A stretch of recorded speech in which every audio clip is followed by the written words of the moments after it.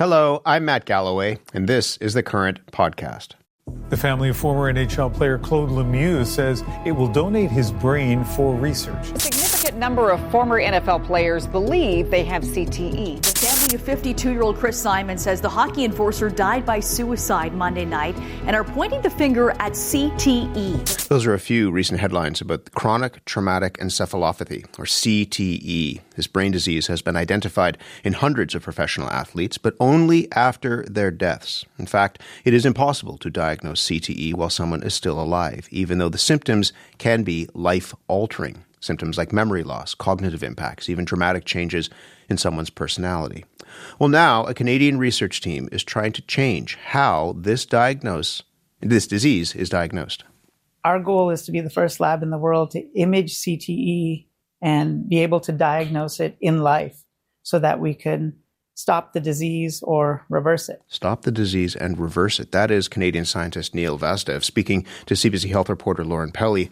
Lauren got a behind-the-scenes look at their innovative research and met study participants who are desperate for answers, and she's with me in our Toronto studio to tell us more. Lauren, good morning. Good morning, Matt. We have known about CTE for decades. We've talked about this on this program a lot, and it comes up, as I said, in the context of these tragic deaths. Athletes who've dealt with addiction or depression, they have died by suicide.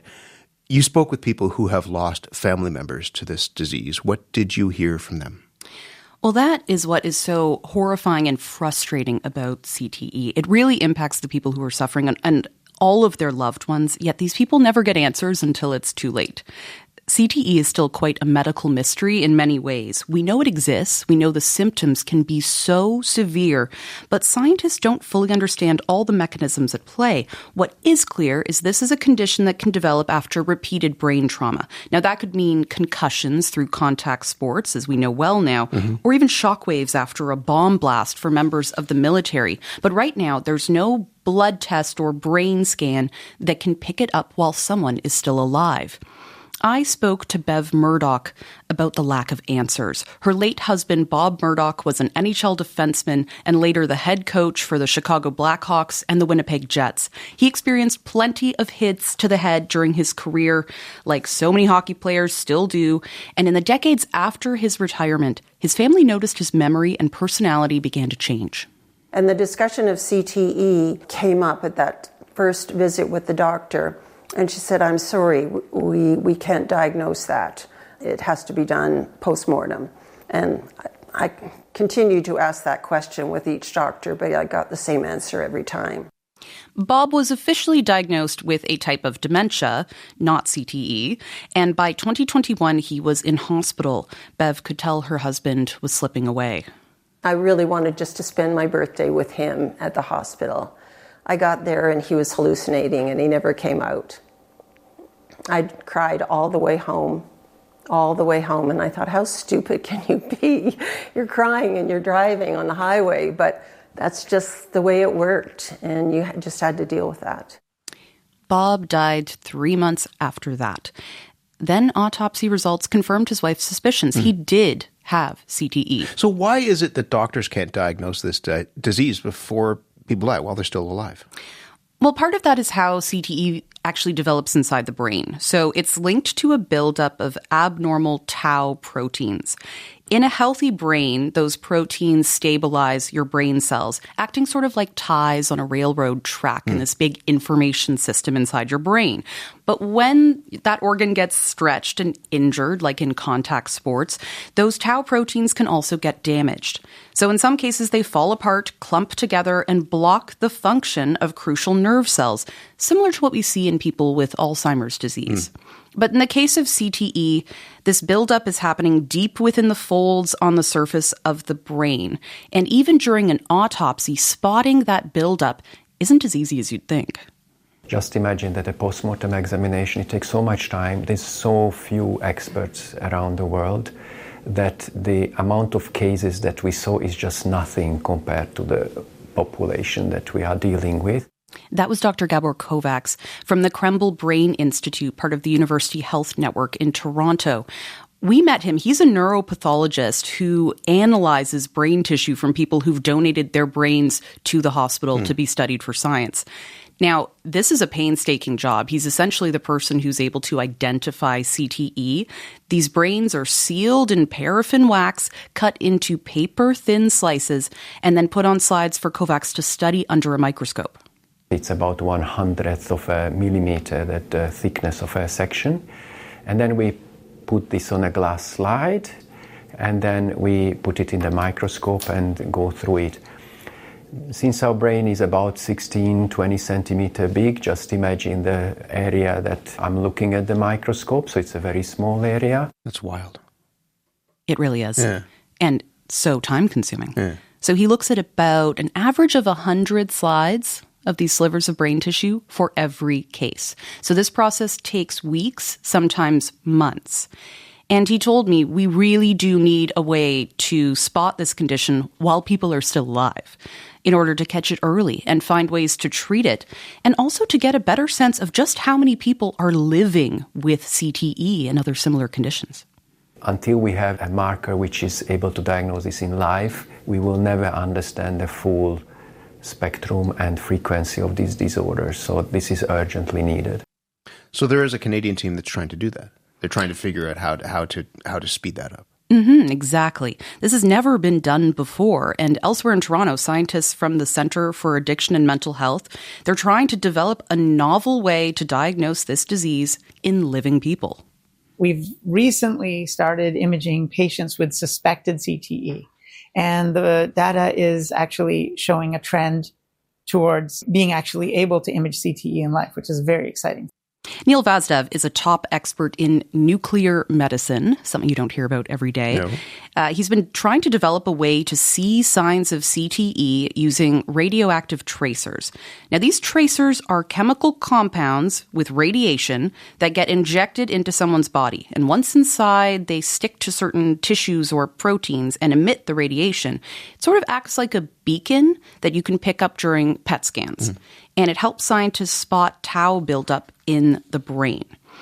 So these are essentially tailored to different conditions. They're already used for lots of things, but he's building one specifically for CTE. And all of that work starts deep in the facility's basement in Toronto, where a bunker houses a multi-million-dollar machine called a cyclotron. It's covered in knobs and tubes on the outside, but inside it uses powerful magnets to propel particles close to the speed of light. And that's what generates the tracer's radioactive building blocks. So the cyclotron is used to make the radioactivity. What we do here is take that radioactivity and use it to make a radioactive imaging agent. This is fascinating, and it sounds very complicated as well. It's very complicated. I am not a particle physicist, obviously, but this is actually something used in hospitals around the world. So even though it sounds like science fiction, anytime you have a PET scan, you're either getting injected with or swallowing these radioactive tracers. You can swallow them as a pill, and then it gives this sort of roadmap to seeing different types of diseases. So these are used to signal cancer, damaged tissue, or even other brain conditions like Alzheimer's. And again, what's new here is this is the first time we're seeing a tracer specifically designed to detect the specific type of tau buildup that's linked to CTE. This new tracer we've made was actually developed here in this lab from bench to bedside to community and actually translated for first in human use only a year ago. So this is brand new. It's a very early research. It's early, yes, but they're getting findings already, and they're promising. And what you see on the top, these hot spots, is where the tracer is accumulating at a level that's above normal. So this is a deviation from the normal. I mean, it was amazing to see this research in motion. Yeah. That was scientist Isabelle Boileau showing me some early results of study participants' brain scans. And she was pointing out highlighted areas on the scans where you can see these hotspots where the tracer was picking up tau deposits. The team just presented their findings at 2 conferences in May. The first small study looked at real living people, 7 healthy controls compared to 3 people with probable CTE, people who'd suffered head trauma playing contact sports. And the scientists were able to detect tau buildup in all 3 of those suspected CTE patients. And again, just to be clear, this has never been done before, right? Exactly. We have no way to diagnose this. Imagine any condition where you might think you have it, all the signs are there, but no doctor can tell you. And you don't know until after you're dead, and that's when your family finds out. And now they're being able to kind of Absolutely. This is what they're trying to do for the first time. Yeah. Boileau told me this new technique could be available to patients within the next 2 years if further studies validate these early results. But of course, this process takes time. You need thousands more participants to get there. We'll be right back with more of the Current podcast. We talk a lot about this, and we heard it in those clips at the beginning, particularly around athletes, people who have had repeated hits to the head if they're playing hockey or football or what have you. How much of a concern is this CTE for the average person, for you or me? I mean, athletes have certainly gotten the attention, and rightly so. This is where it was first discovered. But there is this growing sense that CTE might not be as rare or specific as we think. So, for starters, it's not contagious, it's not spontaneous, it doesn't just show up like Alzheimer's disease. This is something that's definitely preventable. It's if you avoid repeated hits to the head, you will avoid CTE. But even though we know those risks are avoidable, there's probably more groups that are affected than we think. And there's this growing body of research that is finding CTE post-mortem in amateur athletes. They're finding it in post-mortem brain scans of homeless individuals, victims of domestic violence, and members of the military. Vazdev told me there are probably far more people suffering in the world than we even realize. If we can start understanding veterans' mental health, helping people who play contact sports, helping people who've been in, for example, car accidents or victims of intimate partner violence or interpersonal violence, I think we can do a lot of good for the community by helping these patient populations and also trying to stop or reverse the disease. And so you met somebody in that community? Yes, I headed to Ashton, Ontario, a small rural town near Ottawa, to meet Brendan Hines. He's a veteran who had a nearly 3-decade career in the Canadian Armed Forces with deployments to Afghanistan, Bosnia, Iraq, and dozens of other countries. During that time, he estimates he was exposed to thousands of bomb blasts. And in the later years of his career, he started experiencing these strange, frightening symptoms. He had issues with his mood and his memory, starting only in his mid-40s. He was mixing up words. He even lost his balance in the shower. I knew I was getting angrier. I was trying to control my stress levels. I knew that I was getting more depressed. I was like, no, I can get myself through this. Then came daily headaches and nightly insomnia. By 2019, Hines started having thoughts of suicide. My girls are singing Christmas carols in the back seat. I'm singing along like I'm trying to be the fun dad. The whole time I'm crying because I have a plan for when I get home. So I had a whole plan worked out so my family wouldn't have to make any grisly discoveries. And I was going to end it. That same year, he decided to take a knee, leave his Army career. He showed me his release paperwork. So this was from 2020.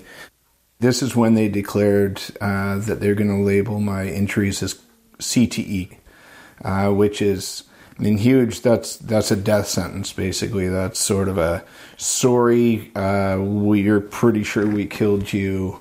We're going to process this application for benefits.